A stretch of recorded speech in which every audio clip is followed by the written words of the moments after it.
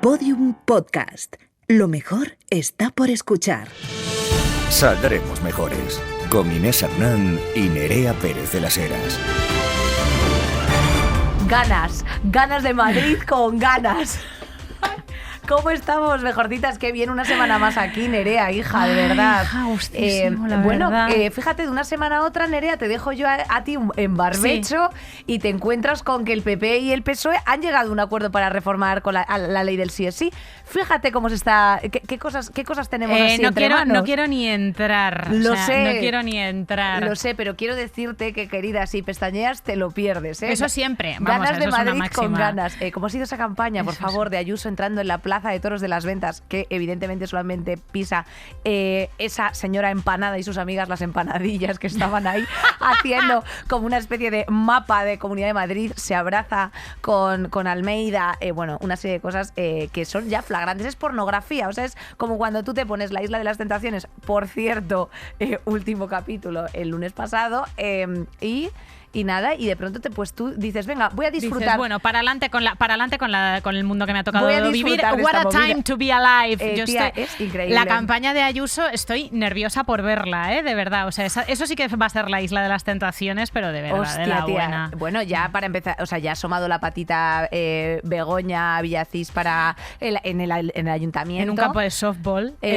disfrazada de Mara Salvadoreña. O sea, eso es lo que más vergüenza he pasado a lo mejor de este año, y está bastante disputado el puesto de esa mujer con una camiseta ancha y una gorra como disfrazada de lo que ella piensa que es una persona latina de Madrid. O sea, la vergüenza que tiene que estar pasando nuestras conciudadanas, sí, exactamente, o sea, mis conciudadanas de la elipa de origen dominicano, ecuatoriano, peruano o no sé, no se les ha bajado vergüenza. el magenta de la cara. Pero, y fíjate, es que yo es una cosa que me llama mucha atención. Pensábamos que Ciudadanos estaba extinto, pero no.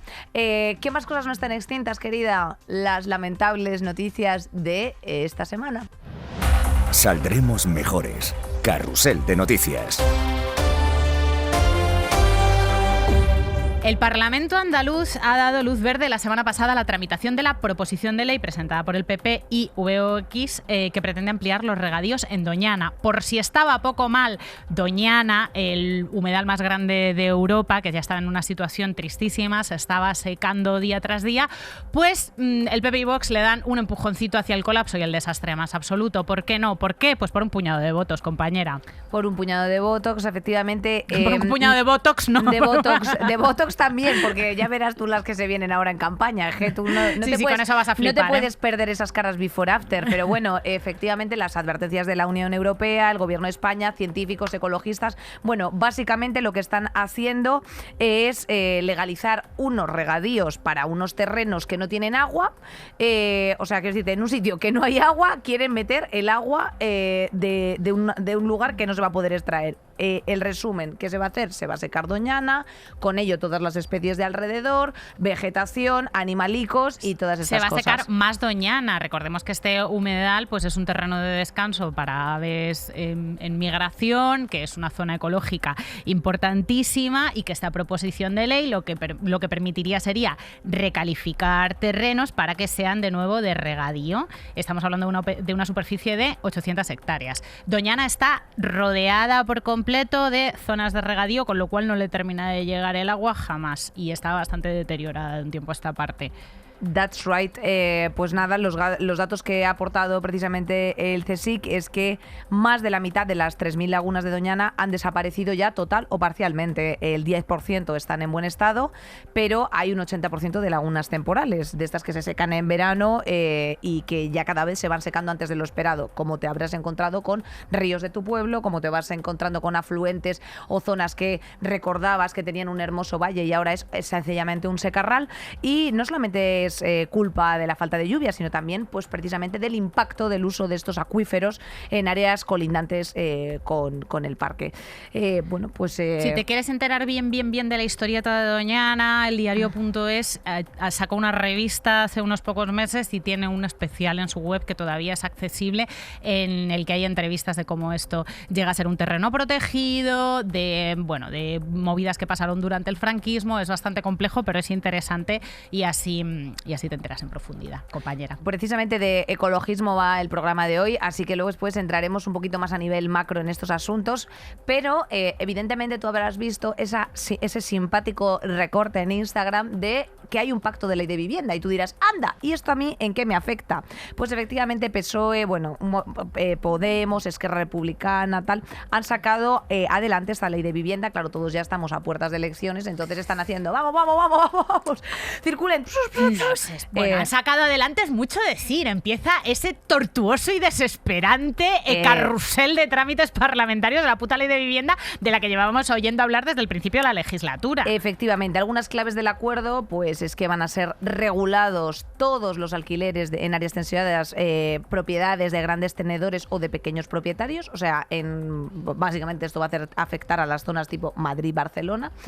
Veremos en qué se acuerda, porque claro, luego después estos parámetros siempre tienen cierta manga de geisha, no es que sea ancha, es que ya directamente ahí cabe todo y a ver en qué términos quedan. Y que dependen prima de las comunidades autónomas, porque Correcto. Calificar o dejar de calificar áreas tensionadas, ha dicho Ayuso ya que área tensionada, la que tengo aquí colgada, es lo que ha venido a comentar sobre este tema. Sí. Exacto.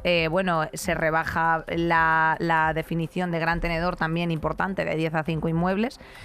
Sí, la verdad es que ese tenedor tiene que ser bastante amplio y te tiene que dar como para pillar toda la carbonara vegana, porque vamos, 5 inmuebles, ¿quién los pillara? Esto también se van a prohibir los desahucios, que eso ya era hora de que ocurriera. Te van a avisar de cuándo te van a avisar. Te van a enviar un simpático burofax, pues, por si acaso burofax. quieres hacer las maletas. Hay cierta protección a los inquilinos, ojo, cuidado. Sí. Estos honorarios abusivos que se han comentado en este programa y en otros muchos durante todo este tiempo, que cobraban las agencias intermediarias entre propietario e inquilino, pues ya desaparecen. Ahora corre a cargo del propietario, o sea que ya si tú quieres poner tu vivienda en alquiler porque eres propietario, pues la Tecnocasa, la Redmar, el Gilmar y sus muertos de turno, te lo pagas tú, te lo pagas amigo, tú, querido, que para eso tú. vas a recibir unas simpáticas rentas, que luego después tú dices, es que el IRPF, ¿tengo yo acaso casa sin vergüenza? No, pues ya está, que no estoy yo criminalizando a la gente que tenga casa, estoy criminalizando a la gente que las tiene, las mercantiliza y todavía dice, ñuñu, hombre, tía, como... Sí, todavía tira de la libertad y del libre. Les estamos quitando su libertad de sacarnos la sangre como si fueran vampiruelos. Hombre, ya está bien. Se elimina el IPC como referencia para la actualización anual de la renta de los contratos. O sea, para evitar aumentos descontrolados de gasto. Es que, claro, tú te lees la ley de vivienda. Ahora comentaremos Inés y yo de la ley de vivienda, pero durante 2023 se aplica el límite del 2% en vigor, mientras que en 2024 será el 3%. Pero tú te lees lo que han aumentado los precios del alquiler en las zonas tensionadas, que en algunos sitios ha sido hasta el 40%, que de un puto día para otro de repente te suben el alquiler 200 o 300 pavos, esto te parece una puta ridiculez. Si no has juntado la pasta suficiente para una entrada y con la subida de los tipos de interés, la hipoteca variable se te ha ido a que tienes que vender un hijo. Que esa es otra, y aquí tampoco entra la ley. Y ahí está Ana Obregón para cogértelo con mucho gusto. Es verdad, vender, comprar hijos, que claro. tengo en la cabeza. Pero es verdad que, tía, lo que estás diciendo es tal cual, o sea que tendremos que ver cuáles son las limitaciones que pautan, porque claro, como ya se ha puesto de acuerdo esta especie de oligopolio en las zonas céntricas en las que de 1.000 pavos no te baja los 40 metros cuadrados, pues usted me dirá, caballero. Por otro lado, valoraciones iniciales de las plataformas de afectados por la hipoteca y de todas estas personitas que se dedican a pagar y que han tenido, pues ha habido varias crisis. Durante esas crisis la gente estaba pagando hipotecas y a veces han tenido que dejar de pagar. Cuando se producían estos impagos que ocurrían, Nerea, que a ti esto te gusta mucho, pues efectivamente esos simpáticos desahucios, liquidaciones y lo que se llamaban lanzamientos de inmuebles. Afortunadamente esta ley ya cayó, entonces, lanzamientos del inquilino, o sea, el inmueble se ponía... del inquilino por la ventana directamente.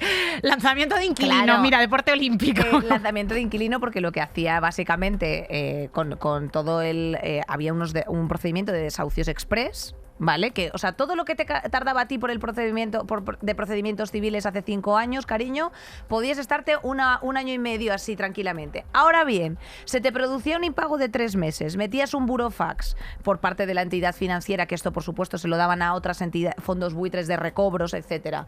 Pague. No, que es que no puedo. No podías conseguir refinanciar tu deuda porque a lo mejor estabas en una situación de desempleo. ¿Y qué hacían en ese momento?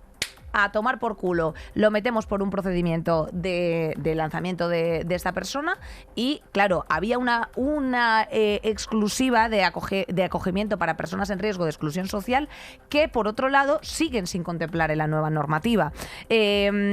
Los desahucios de personas vulnerables que no tienen alternativa habitacional siguen siendo una realidad en esta ley que se contempla. O sea, es decir, que sí. No se está dando. No obstante, Nerea, yo creo que tú también querías apuntar algo de lo de Sánchez. Pues que mira, Sánchez ha anunciado que va a poner 50.000 viviendas del Sareb, el banco malo, ahora os hacemos un refrescón de lo que es esto, a disposición de la gente para alquiler social. Todavía no sabemos a qué precio, nos huele una poquita a cosa electoral, ¿no?, que se está anunciando ahora, porque lo de poner para alquiler social viviendas del Sareb no es la primera vez que lo escuchamos. Los sindicatos de inquilinas están ya hasta los cojones del Día de la Marmota de escuchar este anuncio y leer este titular una y otra vez. Tenemos uno de los parques de vivienda más pequeños de Europa, alquileres abusivos. La emergencia habitacional es urgente, hay que solucionarlo. Esta ley, que es realmente una propuesta y que ha sido uno de los puntos de fricción más grandes entre los socios de gobierno. Recordemos que antes de la firma de unos presupuestos, Pablo Iglesias dijo: no me siento a la mesa si no hay un acuerdo firmado para sentarse a acordar la ley de vivienda. Esperamos que el trámite parlamentario no se eternice, que escuchen a los sindicatos de inquilinas, que no se deje ningún resquicio para abusos futuros y, sobre todo, que se contemplen los abusos anteriores, porque claro, el parque inmobiliario ya está totalmente inaccesible y la emergencia habitacional está en unas subidas loquitísimas. Sí, el Sareb, hemos explicado nada, pues bueno, el Sareb es un fondo privado, básicamente, que tiene como el beneplácito del gobierno y donde básicamente pues hay una compilación de inmuebles que se dedicaron a que son los activos que desahuciaron los bancos, básicamente. Bancos entre los que se encuentran la antigua Caja Madrid, rescatada por todos los españoles, convertida después en Bankia y que terminó en una simpática fusión con CaixaBank. ¿Qué ocurrirá con estas movidas? Pues que, fingers crossed, nunca dejarán caer estos bancos, pasará como con el Deutsche y con toda la movida. Nunca dejaremos caer.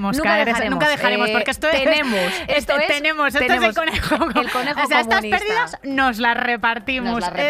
Este crowdfunding también te toca a ti. También te toca a ti, porque efectivamente ni dejarán caer pues el Deutsche, que lleva con un agujero yo que sé cuánto tiempo, pues tampoco ya en España, cuando haces todos estos macrobancos absolutamente sistémicos. Vamos, cae el CaixaBank y usted me dirá, caballero, o sea, y usted me dirá, en fin. El Sareb te sonará porque es el banco malo, como ese papiloma que te pone en cualquier momento. Es el banco que malo. Dices, ay, que no sea de los malos, y te dicen, ese papiloma que tienes es de los Sareb. Malos. El Sareb. Sareb, exacto. El Sareb. Y sobre todo, tía, es que tienen, claro, todos los activos financieros. Con lo cual, bueno, en fin. Como para daros así un saborcillo de boca de la que se viene ahora en los próximos minutos, pues que sepáis que Biden, esa persona decrépita, ha aprobado el proyecto Willow, que es básicamente una perforación petrolera en Alaska que va a ser, bueno, pues una gran amenaza para el clima. Hay por lo visto, lo que se quieren extraer de ahí, ya sabéis que a ellos les gusta mucho el crudo, se desplazan siempre en simpáticas pickups que consumen mucho y tienen también cierta parte del corazón de la tierra, o sea, tienen ahí sus buenas bolsas. Así que quieren sacar 600 millones de barriles de petróleo en una zona de territorio virgen. Esto es lo que ha anunciado. Los legisladores del Estado defienden que el proyecto, es acojonante, esto me hace bastante gracia decirlo, creará empleos. Oye, pues no sé, por ejemplo, poner verdugos que hagan garrote vil, a lo mejor también crea empleos, o sea, ¿no? Es que es alucinante. Es que es acojonante ya la esta. Sí. Bueno, de descalabros ecológicos, de fines del mundo, de posibles mundos nuevos y de cómo los vas a vivir tú, amiguita, te vamos a hablar hoy en el tema central. Agárrate, que viene ecodepresión. Saldremos mejores.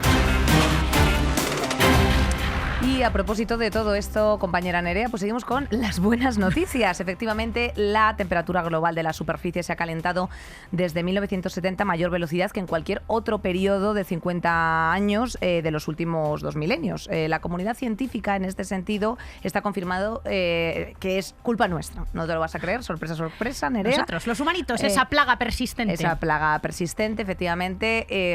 Y bueno, y por qué no decirlo, especialmente de Occidente, ahí escurriendo como siempre. La bayeta de la madre tierra. La bayeta de la madre tierra y acentuando un poquito, ¿no? ¿Por qué no decirlo? La desigualdad.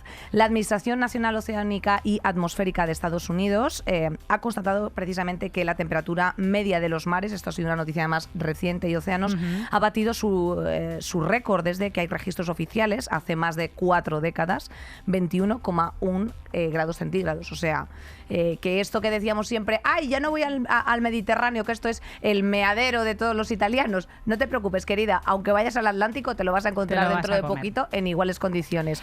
Nos apetecía hablar del fin del mundo otro día más, pero esta vez con alguien pues que no solamente fuese científico, sino también humanista, alguien que nos pudiera dar una versión un poco más amplia de este colapso civilizatorio. Así que hoy está con nosotras nuestro admiradísimo Jorge Rijman. Él es ensayista, ecologista, profesor de moral y política en la Universidad Autónoma de Madrid. Ha dedicado su obra extensísima a analizar las dimensiones de la crisis ecológica.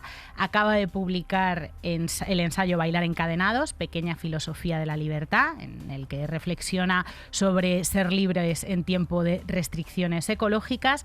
También ha escrito El socialismo puede llegar solo en bicicleta, que os recomendamos un montón, y el libro creo que con el mejor título del planeta Tierra, que es Otro fin del mundo es posible.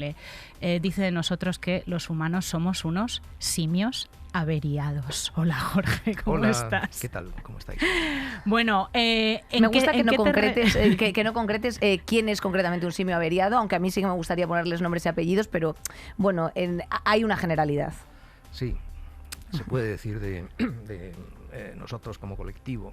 De todas formas, es un asunto muy, muy polémico, ¿no? Esto que tiene que ver ahí con la posibilidad de algo que se pueda llamar naturaleza humana con sentido, ¿no? Ya sabéis que todas estas esencialismos se convirtió en una mala palabra hace ya tiempo, ¿no? Aunque quizás no todas las formas de esencialismo lo sean, ¿no? Claro, esto de los simios averiados lo dices porque a nuestra etapa en la Tierra, a la que se ha llamado antropoceno, que es esa capa como de mugrecilla que vamos a dejar en las capas geológicas de la Tierra, se le empezó a llamar capitaloceno, porque depende más del sistema económico de lo que estamos haciendo como personas, pero tú no estás tan de acuerdo en esto, ¿no? Matizas un poco.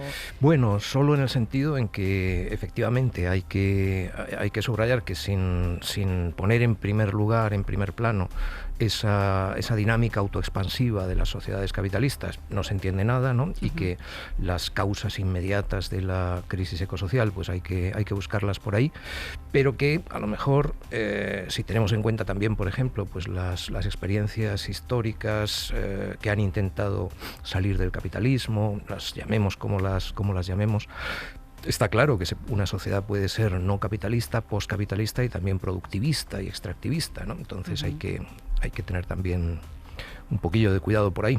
Sí, que también nuestros antepasados hicieron extinguirse a unos cuantos animalillos por la caza excesiva. Sí, ese es uno de los asuntos así grandes a los que no prestamos suficiente atención, ¿no? Pero hoy parece claro, ¿no? Por lo que nos hemos ido sabiendo pues de las paleoantropólogas, los paleontólogos y toda esta serie de disciplinas, pues que hubo también grandes extinciones causadas por nuestros antepasados cazadores, recolectores, forrajeadores, y ahí quizá la historia más interesante, porque además la tenemos muy, muy cerca, es la de la expansión de los seres humanos por las islas del Pacífico, ¿no? A medida que los polinesios iban llegando de una isla a otra, y donde de manera típica pues esa llegada suponía una extinción de muchas especies, ¿no? En promedio podían desaparecer a lo mejor el 40% de las especies de aves,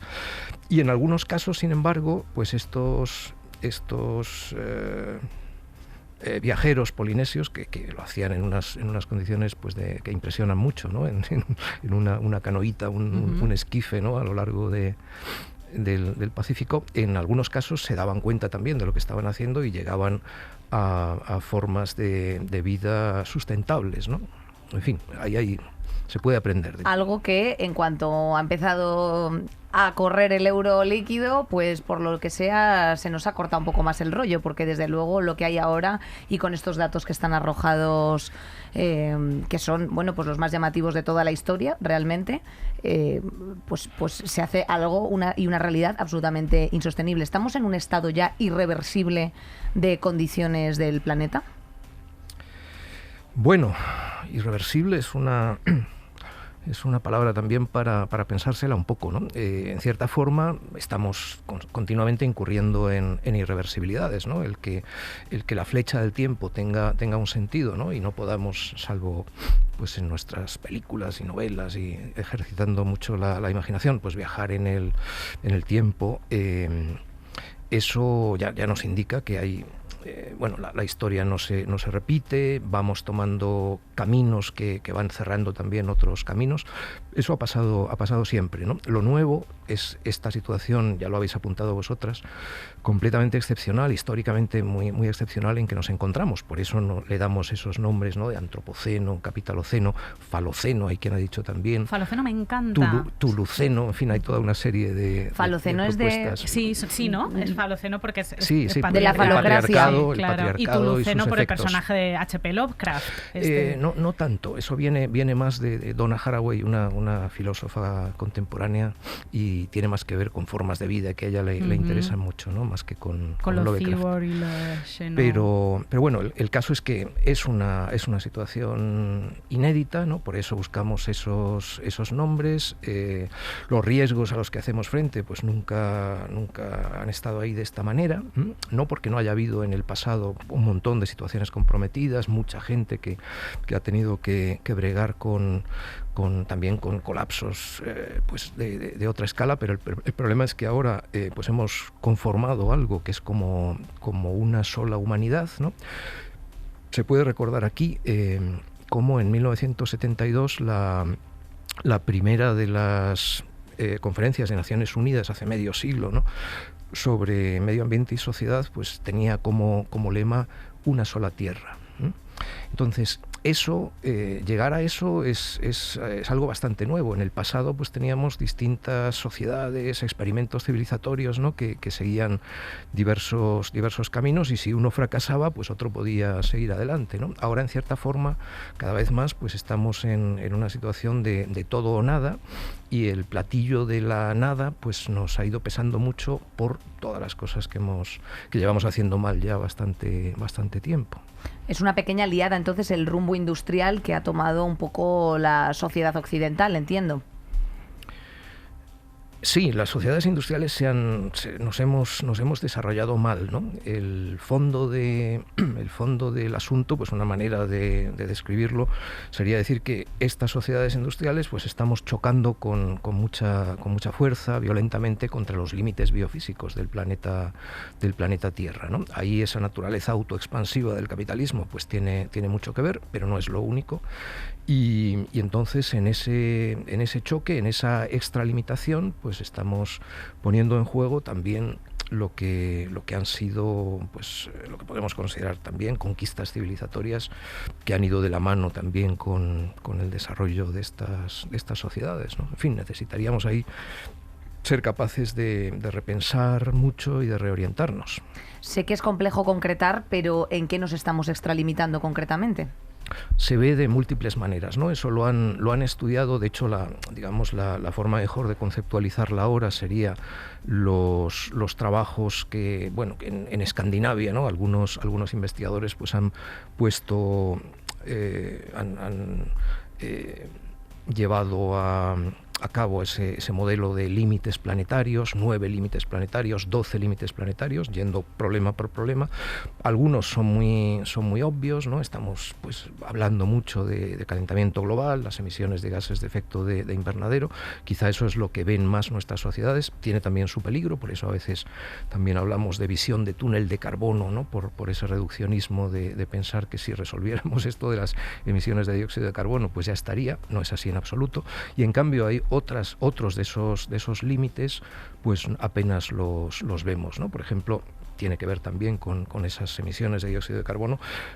Los mares se están acidificando a un ritmo impresionante, ¿no? Porque buena parte de ese exceso de dióxido de carbono acaba siendo absorbido por los océanos y los mares, que se van haciendo más ácidos, y eso puede llevar a un colapso de la vida marina a partir de ciertos umbrales, ¿no? Entonces hay toda una serie de límites que vamos experimentando, algunos de manera más directa y otros menos, ¿no? La emisión de sustancias tóxicas a la biosfera, ¿no? La toxificación generalizada de la biosfera, pues se va notando también, ¿eh? Y seguramente habréis oído hablar de cómo la calidad, por ejemplo, del esperma varonil en el mundo entero está cayendo en picado, ¿no? Y eso seguramente tiene que ver con esa toxificación del medio ambiente, ¿no? En fin, hay toda una serie de... Acidificación de los mares que se pueden cargar la vida marina. Sin duda. Wow. Y pérdida de calidad del esperma que a lo mejor nos podría llevar a una simpática extinción, que igual no nos vendría nada mal, porque la superpoblación también es un problema grande del que tú has hablado en diversas ocasiones. O sea, la Tierra no puede soportar a más gente con estos niveles de consumo de energía desde casi los 80, los 70 o los 80, ¿no es así? ¿Cuándo se empezó a fastidiar la cosa, de verdad? Pues ahí puede uno ir tratando de desandar lo andado, ¿no? Ir hacia atrás buscando esas bifurcaciones donde a lo mejor tomamos el camino equivocado. Yo creo que en tiempos recientes de un siglo a esta parte, hay sobre todo dos momentos problemáticos, ¿no? Uno es cuando en la salida de la Primera Guerra Mundial fracasan las revoluciones socialistas en Centro Europa. O sea, una vez que ya ha tenido lugar la revolución bolchevique en Rusia, pero aquellos pues están aislados en el este, ha sido, como decía Gramsci, una revolución contra el capital, porque se suponía que aquello no, una revolución socialista pues iba a tener lugar en los países más industrializados, más democratizados, ¿no? En Alemania, en Gran Bretaña, en Francia, no precisamente en Rusia, ¿no? Y en la salida de la Primera Guerra Mundial hay un momento en el cual hubiera podido tener lugar ese avance postcapitalista también en esos países centrales del sistema, y sin embargo pues los intentos son derrotados de forma sangrienta, ¿no? En Baviera, en Alemania en general, en Hungría, ¿no? En Centro Europa. Ese es un momento fatal, porque si uno puede pensar, es un poco pues historia contrafáctica también, imaginación histórica, pero no sería ninguna tontería pensar que de haber tenido éxito esas revoluciones, ¿no? En Alemania, en Francia, no hubiera tenido lugar tampoco la deriva, ¿no? La degeneración hacia el estalinismo de la Rusia bolchevique, no hubiera tenido lugar el ascenso de los fascismos, no hubiera tenido lugar la Segunda Guerra Mundial, en fin. Esos pequeños efectos hubiera sido, mariposas. Pues una historia del siglo XX completamente distinta y menos catastrófica de la real, ¿no? Y luego hay otro momento clave, a mi entender también, en los años 70 del siglo XX, porque es entonces cuando están desarrollándose iniciativas y una toma de conciencia ecológica, ¿no? Sobre los límites de los que hablábamos ahora. De 1972 es también la publicación de ese libro clave del siglo XX, que fue Los límites del crecimiento. En esos años parecía que la conciencia también en algunos de los países centrales del sistema estaba dispuesta, ¿no? A la conciencia colectiva, a ese cambio de rumbo que se veía con toda claridad entonces que necesitábamos, ¿no? Y sin embargo, por desgracia, pues esos intentos son derrotados, ¿no? Se puede ver, de hecho, como de manera así simbólica, se puede ver el golpe de Estado que acaba con la Unidad Popular y el gobierno de Salvador Allende en Chile como el acto de salida de esa reorientación, huida hacia adelante neoliberal del capitalismo, que va a afianzarse después, ya a finales de los 70, comienzos de los 80, y ese ha sido, yo creo, pues el momento histórico reciente fatal, donde nos desviamos mucho de del camino que hubiera podido quizás salvarnos. Es llamativo saber que en los 70 ya estábamos hablando de del consumo excesivo, ¿no?, de recursos de la tierra. Y ahora, ¿crees que hay un retroceso? No habla solo de un negacionismo, que incluso ha ocupado gobiernos, el de Trump, el de Bolsonaro, sino que hablas de varios negacionismos, ¿no? Estamos retrocediendo a niveles institucionales, incluso en la conciencia de la gravedad del problema. Es difícil de valorar, ¿no? Por un lado hemos ido acumulando una enorme cantidad de conocimiento, entendemos mejor los procesos de lo que era el caso pues hace medio siglo, pero en lo básico ese conocimiento pues ya estaba ahí, ¿no? La idea esta de extralimitación, por ejemplo, pues era muy clara por entonces, ¿no? Había seguramente pues más compromiso ecologista, al menos en algunas de las sociedades de las que hablamos, y también quizá pues en una parte al menos de las élites políticas, económicas, pues una conciencia también de que quizá había que cambiar de rumbo, ¿no? En cambio ahora pues tenemos mucho discurso, mucho lo que llama también un investigador sostenible bla, tenemos mucho sostenible bla, mucha propaganda, un ministerio de transición ecológica y reto demográfico, distintas iniciativas internacionales, pero todo eso ha sido muy poco efectivo, ¿no? En fin, no hay más que ver, sin ir más lejos, lo que ha ocurrido con el calentamiento global, ¿no?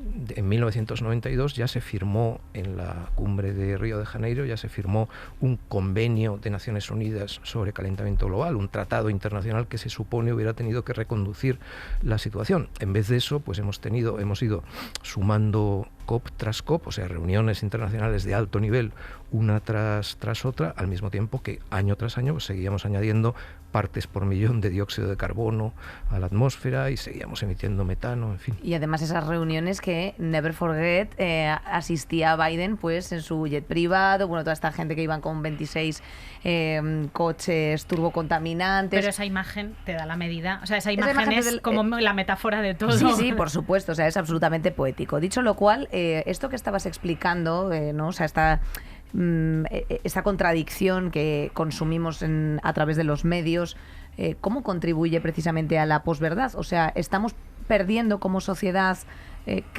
confianza en el sistema científico en cierto sentido? Sí, es muy interesante porque uno de los investigadores sobre estas cuestiones que han trabajado mejor en los últimos años, murió hace poquito, el filósofo y antropólogo francés Bruno Latour, decía hace ya un tiempo que estamos viviendo en una especie de delirio epistemológico.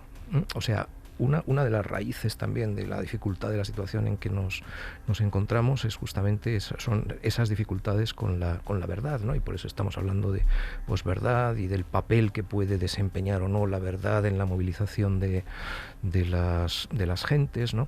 Y se desarrollan, es verdad, sobre todo en algunos países, se desarrollan posiciones anticientíficas, una desconfianza activa con respecto a la ciencia, ¿no? Percibida también como una especie de coto vedado de las élites y una herramienta con la cual éstas nos quieren llevar al huerto, ¿no? Es muy llamativo, ¿no? La conexión que hay a veces, ¿no? Entre distintas formas de teorías de la conspiración y esta mentalidad antiecologista. Pues bueno, ahí tenemos seguro un problema, ¿no? Y si como sociedad no logramos limitar un poco, ¿no?, este delirio epistemológico, pues lograr también una reorientación sustantiva va a ser muy, muy difícil, ¿no? Hablemos de transición ecológica. En tu libro Ecosocialismo descalzo sugieres la imagen de un corredor para explicar pues que la transición ecológica que nos están vendiendo como algo que es posible a través de la tecnología solamente no es posible. ¿Nos la podrías desarrollar, esta imagen del corredor? Sí, es la imagen de una carrera de obstáculos, ¿no?, en la cual nos podemos podemos imaginar que somos una corredora, un corredor saltando las vallas, pero con la peculiaridad de que las vallas van levantándose a medida que conseguimos saltar alguna y van estando también cada vez más juntas, ¿no?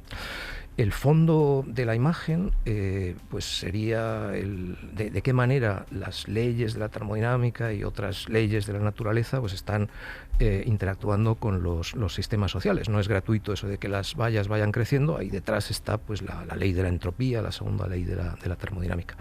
Si cobráramos conciencia de eso, nos daríamos cuenta de que saltar la primera valla, podemos pensarla, ¿no? Una sociedad como la nuestra pues la está pensando sobre todo como añadir electricidad procedente de fuentes renovables al sistema eléctrico, ¿no? Primera valla, O sea, ¿no? las vallas son como retos, ¿no? Digamos, de la dimensiones sí. de esos intentos que vamos haciendo para lograr algo que se pueda llamar transición ecológica.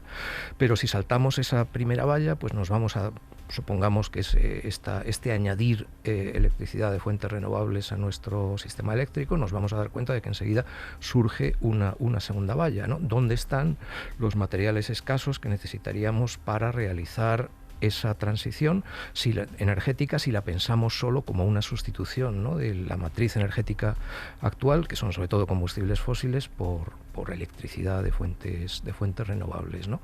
Y si saltáramos incluso, suponiendo que a lo mejor decidimos, bueno, pues no me importa lo que pase con el resto del mundo, yo me apodero de todo el litio, el cobalto y el níquel de que sea capaz, y con eso pues hago mi transición, enseguida nos encontraríamos con una tercera, una cuarta, una quinta valla, ¿no? Escasez de agua, la destrucción de ecosistemas y de seres vivos que estamos causando, ¿no? Entonces ahí necesitamos una visión de conjunto, ¿no? Se supone que en filosofía pues se está un poco a eso. Decía Platón, ¿no? En uno de los diálogos de Platón, pues que los filósofos tendrían que ser synoptikos, ¿eh? Tener visión de conjunto.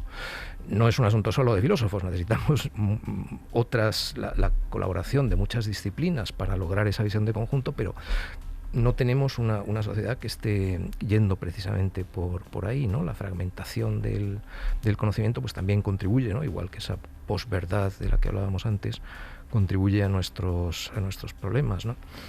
Y venían pensando, de hecho, ahora cuando venía en el tren de cercanías hacia acá, que si lo pensamos un poco, hay como una estructura común a dos de los debates así grandes que tenemos ahora con estas perspectivas de transición ecológica, ¿no? El debate energético con la implantación rápida de renovables, pero también el debate sobre ganadería y más en general sobre dieta, ¿no? sobre alimentación, ¿no? Porque en ambos casos tenemos a los promotores de...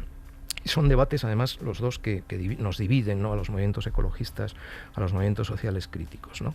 En ambos casos tenemos la idea de que si logramos, en un caso, pues añadir muchos aerogeneradores y módulos fotovoltaicos rápidamente, ¿no? En otro caso, ganadería extensiva, vamos a poder seguir viviendo más o menos como lo hemos hecho hasta ahora, ¿no? Sin necesidad de cuestionar las pautas de consumo o el capitalismo como tal, ¿no? Como de hecho no es posible hacer eso, es decir, seguir como si tal cosa añadiendo, lo que está teniendo lugar ahora, por ejemplo, pues estamos a la vez desarrollando mucho las renovables en muchos lugares y consumiendo más combustibles fósiles a la vez, ¿no? Estamos añadiendo... Porque las renovables dependen del petróleo en este momento, ¿no? Las renovables de alta tecnología, lo que pasa es que hay también, claro, una parte de ese debate es que necesitaríamos estar aprovechando las fuentes renovables de energía de mejor manera, no solo con estas renovables de alta tecnología, ¿no? Por ejemplo, pues es absurdo, emplear electricidad para calentar agua, por ejemplo, ¿no? Eso habría que hacerlo directamente con esas renovables mucho más sencillas, ¿no? de captación directa del calor del sol, ¿no? Y así, bueno, por ahí podríamos seguir. Pero la estructura de los dos debates es el mismo, ¿no? También se da a entender que simplemente pues desarrollando la ganadería extensiva podríamos acabar con la ganadería intensiva. Y no es así, ¿no? tanto en el caso de las fuentes renovables de energía como en el caso de la ganadería extensiva, lo que nos pueden dar esas soluciones más ecológicas es menos que a lo que estamos acostumbrados a considerar normal, ¿no? Entonces, si se hurta también ese debate sobre pautas de consumo y modo de producción, pues en cierta forma nos engañamos a nosotros mismos, ¿no? ¿Cuál es la alternativa entonces al sistema agroindustrial que tenemos ahora mismo? Precisamente en uno de los relatos que hacías comentabas que lo sostenible sería comer del sol, por así decir, y lo que estamos haciendo es comer petróleo. Sí, eso es uno de los rasgos así pues más preocupantes de nuestra situación ahora, es eso, que tenemos un sistema agroindustrial muy dependiente de los combustibles fósiles y de algunas otras formas de extractivismo, ¿no? Sobre todo en lo que se refiere a los fosfatos, ¿no? Que es otro de esos asuntos enormes de los que nuestra sociedad pues no es apenas consciente. Si tenemos tiempo, si queréis, luego lo desarrollo un poco. No aprovechémoslo ahora. Sí, cuéntanos. Pues bueno, entre los elementos básicos para la vida está el fósforo, ¿no? Es uno de los... y el fósforo es un elemento, en este sistema agroindustrial, es un elemento limitante, ¿no? Igual que lo es el gas natural que estamos usando ahora para fabricar fertilizantes de síntesis utilizando el nitrógeno de la atmósfera con un procedimiento químico que se inventó hace un siglo, pues estamos también usando el nitrógeno de la atmósfera. Pues ahí lo tenemos mientras haya gas natural, pero claro, el gas natural pues no va a estar ahí siempre. Pero el fósforo viene de fuentes minerales. Son los fosfatos, de los cuales hay pocos, son reservas limitadas en muy pocos países. A nosotros eso nos toca de cerca porque el conflicto enquistado, tremendo, geopolítico, con Marruecos, el Sáhara, el antiguo Sáhara español, y eso es por los fosfatos, ¿no? Básicamente las minas, la gran riqueza de las minas de fosfatos de esa zona, ¿no? Y ya veis a lo que ha dado lugar eso. Esas minas de fosfatos son hoy imprescindibles para fabricar fertilizantes, y al mismo tiempo son escasas y las estamos agotando con cierta rapidez. Hay un debate técnico sobre si el pico de los fosfatos pues será dentro de 10 años o dentro de 20, pero va a ser también en este tiempo, en este siglo de la gran prueba que tenemos por delante, ¿no? ¿Y entonces qué? O sea, si ahora estamos construyendo cuerpos humanos con fosfatos minerales que se van agotando y con gas natural que se va agotando, ¿cómo vamos a hacer a continuación? Bueno, la respuesta sencilla a eso pues es agroecología. Una parte de la transición ecológica muy importante pues sería una transición hacia un sistema basado en la agroecología. Y ahí de momento pues nuestras sociedades tampoco están funcionando muy bien, ¿no? Hay iniciativas. Porque tiene que haber renuncias colectivas, claro, hacia ciertas comodidades. Sí, renuncias que también serían ganancias en otro sentido, pero correcto. Bueno, ese es un debate también interesante, ¿no? En el caso de la alimentación, pues es un poco paradójico que por un lado tengamos dietas que no son solo insostenibles ecológicamente, sino que son también insanas para la gente, ¿no? Con los alimentos muy procesados y con el exceso de consumo de proteínas animales y de grasas, nos dañamos a nosotros mismos, ¿no? Entonces hay algo un poco paradójico en ese estar practicando dietas que al mismo tiempo son malas para la salud y malas para nuestras perspectivas de un planeta habitable, ¿no? En el límite, ¿no? El caso así más tremendo que muestra esa chifladura, pues es pensar cómo se llegaba hace unos años en Islandia, que es uno de los pocos países que ha seguido cazando ballenas. Exterminamos casi a la mayor parte de las especies de ballenas entre finales del siglo XIX y la mitad del siglo XX, ¿no? Que es también de la historia. Esa historia pues da solo para entender buena parte de lo que ha pasado con las sociedades industriales. Simplemente la industria ballenera pues da mucho juego, ¿no?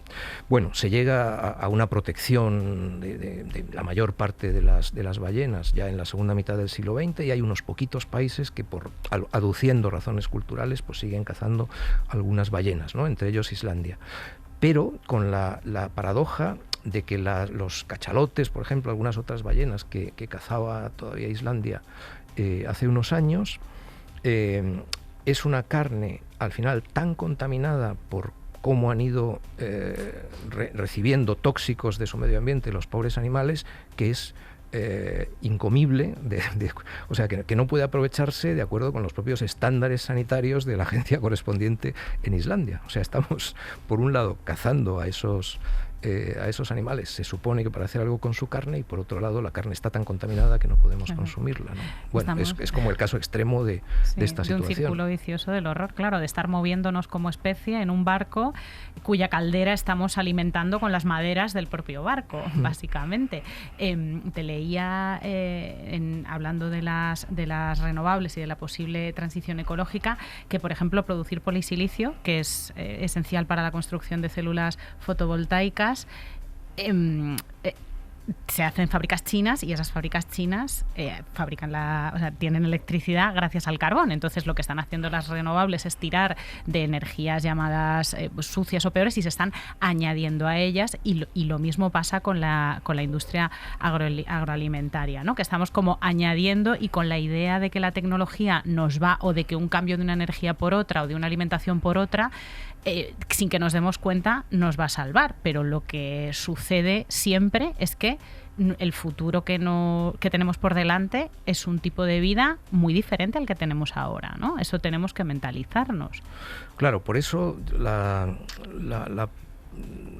clave, digamos, de la situación sería ser capaces de dar pasos fuera del capitalismo, o sea, salir de esa lógica autoexpansiva, y la cuestión del decrecimiento, ¿no? Que es la palabra también con la que podemos acotar buena parte de esos problemas, ¿no? Si nos diéramos cuenta de que nos hemos acostumbrado a una sobreabundancia energética que por un lado no va a poder mantenerse, pero por otro lado es excesiva, o sea que tenemos ahí un margen grande para poder vivir bien usando mucha menos energía. Entonces por ahí se nos abriría un camino que quizás sí que lleve alguna parte, ¿no? Hay estimaciones según las cuales con un sistema solo de fuentes renovables, pues a lo mejor podemos llegar a una tercera parte de la energía que estamos usando ahora, ¿no? Una tercera parte con renovables. Si además introducimos ahí un elemento que parecería obligado de justicia internacional, intergeneracional, ¿no? Es decir, no pensar que solamente se trate de que yo viva, sino que somos 8.000 millones, vamos a ser todavía pues 8.500, 9.000 millones de seres humanos, todos deberíamos tener acceso pues más o menos igualitario a la energía. Entonces, ¿eso qué quiere decir? Pues que tendríamos que funcionar no solo con una tercera parte, sino a lo mejor con una décima parte de la energía que estamos usando ahora. ¿Eso da para vivir bien? Sí, a condición de que seamos capaces de reconstruir nuestra economía y nuestra cultura, ¿no? De que justamente pues la idea de vida buena pues sea algo mejor que lo que tenemos ahora, que salgamos mejores por ahí. La idea de vida buena que tenemos se parece mucho a la que tiene una parte de la población que se está chupando todos los recursos. El 10% de la población más rica en términos netos es responsable del 50%, del cerca del 50% de las emisiones. A estos modos de vida de ricos que tú llamas modos de vida imperiales, no solamente los han asimilado la gente que los puede vivir, sino que se ha convertido en la idea general de buena vida, ¿no? La idea aspiracional de buena vida cuando es imposible. Ahí están esos imaginarios consumistas, extractivistas, ¿no? Y que recoge bien esa idea, ¿no? Que no me la he inventado yo, de un par de investigadores así muy valiosos, de modos de vida imperiales. Claro, ahí juega en contra nuestra algo que en otras circunstancias pues puede jugar a favor, y es que somos seres muy imitativos, ¿no? Además de ser simios averiados un poco, somos también simios que imitan, ¿no? Y que están constantemente pendientes unos a otros. El ser simios supersociales, como es nuestro caso, pues tiene ventajas e inconvenientes. Uno de los inconvenientes mayores es que si nos fijamos, ¿no? En esas pautas de consumo de quienes están viviendo como si tuvieran a su disposición 5 planetas Tierra, ¿no? Es el caso de los estadounidenses, y tratamos de ir hacia ese modelo, pues acabamos con todo rápidamente, ¿no? Y esa es una de las razones también de fondo para abogar por una distribución de la riqueza, los bienes, los ingresos y las oportunidades vitales muy igualitaria, muy igualitaria. En este punto, por ir concluyendo un poco y desde la cotidianeidad, ¿qué podemos hacer nosotras y nosotros para contribuir precisamente a frenar ciertas, sobre todo, dinámicas? O sea, porque hay cosas que me imagino que estamos hablando de términos muy macro, de sociedades industriales, pero bueno, en el fondo de los fondos también nosotros podemos hacer una aportación, aunque no sea el bien mayor, pero sí que tendrá cierto impacto si todos hacemos un cambio de hábitos de consumo. Sí, yo creo que en primer lugar, asociarnos, juntarnos para salir mejores. A ver, esta semana, por ejemplo, pues están desplegándose, ¿no?, en muchas plazas y calles de la Comunidad de Madrid las mesas de la consulta popular en defensa de la sanidad pública. Defender los servicios públicos esenciales es muy importante y eso lo hacemos mediante este tipo de iniciativas en conjunto, ¿no? Yo ayer estaba por la tarde en una de esas mesas en la plaza de Cercedilla. Y luego, respondiendo más en concreto a lo que me planteas, es verdad que también, alguien que quiera hacerse cargo responsablemente de dónde está,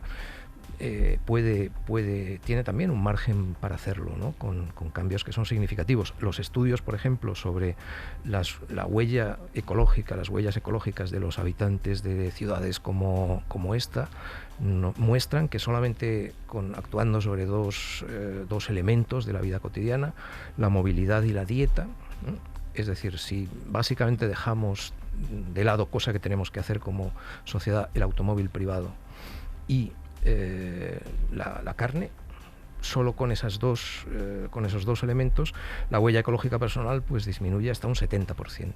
Claro, no es poca cosa. Claro, el coche ya es una cosa del siglo XX, chicas. Es que os lo decimos todos los días. Y la carne, ¿quién come carne? Ya, nadie. O sea, ya está bien, claro. Está fuerísima de moda. Está fuerísima de moda. Bueno, y presionar políticamente, porque claro, cuando te hemos preguntado cuándo se empezó a fastidiar la movida, nos has situado en un pasado en un pasado ideológico, vaya, en un lugar ideológico. Entonces eso, pues por ahí también tenemos que presionar. Jorge, qué maravilla. Ha sido un placer escucharte, Jorge. Así que nos quedamos con estas tips inmediatas de colectivizarnos, que es una cosa que a nosotras nos gusta mucho repetir. Todos los días lo estamos diciendo. Y ahora, precisamente, a puertas de votaciones, también es interesante que la gente estudie un poco cuáles son las propuestas que hay en torno a medio ambiente y ecologismo dentro de los programas electorales, porque también es verdad que eso puede cambiar cierto rumbo de las cosas también. O sea, las políticas municipales, las políticas autonómicas también impactan de forma directa. Y que nos vayamos. Hay que tratar de votar bien. Y hay que ir haciéndose el cuerpo a que nuestros hábitos de consumo y de vida tienen que cambiar drásticamente. Porque si no elegimos que cambien, van a las cambiar. Las cajas del Shein, querida, van a cambiar a la fuerza. Exactamente, efectivamente. O sea, que hay que tirar más pues de nuestro Vinted, de nuestros Wallapops, estas cosas así un poquito. Sí, o de absolutamente nada, de ponerse esta camisa hasta que directamente se te biodegrade encima, que es la opción por la que optamos muchas. Amigas, os escucháis todo lo que vayáis viendo en internet de Jorge Rickman, sus libros, es una gozada como poeta también. Esperamos no haberos deprimido demasiado en este programa tampoco. Queridas, nos vemos en las calles, mejorcitas. Gracias a vosotras por estar ahí y gracias a nuestra gente del otro lado de la pecera. Marisa, Gemma, Julia, Paula, que ya está aquí, Tesoro, Sara Luque, que siempre nos acompaña, Bea Polo, amiga. Hasta la semana que viene, primicas. Saldremos mejores. Con Inés Hernán y Nerea Pérez de las Heras.